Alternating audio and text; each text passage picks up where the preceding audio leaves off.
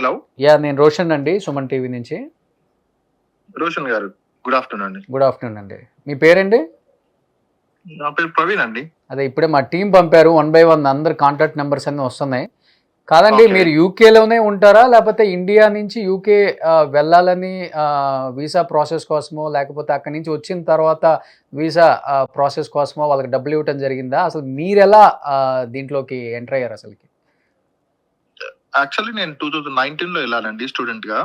2019 లో వెళ్ళాక దాని తర్వాత పిహెచ్డబ్ల్యూ అని వర్క్ పర్మిట్ వస్తుంది 2 years. దాని తర్వాత ఆ టైం పీరియడ్ అయిపోయే లోపు మధుకర్ గారిని కాంటాక్ట్ అయ్యాను. ఇలానే వాట్సాప్ సర్క్యులేటింగ్ మెసేజ్ లో, ఫేస్బుక్ లో చూసి మధుకర్ ని కాంటాక్ట్ అయ్యానండి. మధుకర్ గారిని ఓకే. చూస్తుంటే వాళ్ళ కొంచెం నోన్ కపుల్, ఫేమస్ యూట్యూబర్స్ కదా, ఎవరిని నమ్మేలాగలేదు ఈ కరెంట్ సిచ్యువేషన్స్ లో.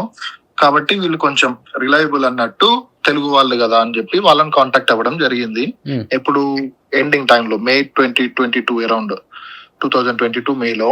దాని తర్వాత వారితో మాట్లాడామండి. మాట్లాడి నేను నా 2 brothers total all together 3 members తనతో మాట్లాడుకొని ఒక్క వీసాకి certificate of sponsorship plus job, visa plus job అండి. తను కొన్నేమో ఏం చేస్తాడంటే only certificate of sponsorship COS ఇచ్చేస్తాడు, తర్వాత జాబ్ తనకు సంబంధం లేదని చెప్తాడు. అలా అవ్వకుండా మాకు జాబ్ కూడా కావాలి అని చెప్పేసి తనతో మాట్లాడుకున్నామండి. మేము ముగ్గురం కలిసి తనతో మాట్లాడుకుని తన ఫైనల్ గా చెప్పిన ప్రైస్ మాకు వచ్చేసి 15,500 pounds అండి పర్ ఈచ్ హెడ్ ఒక్కరికి. ఓకే.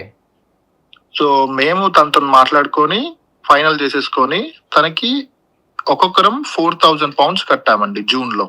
ఓకే.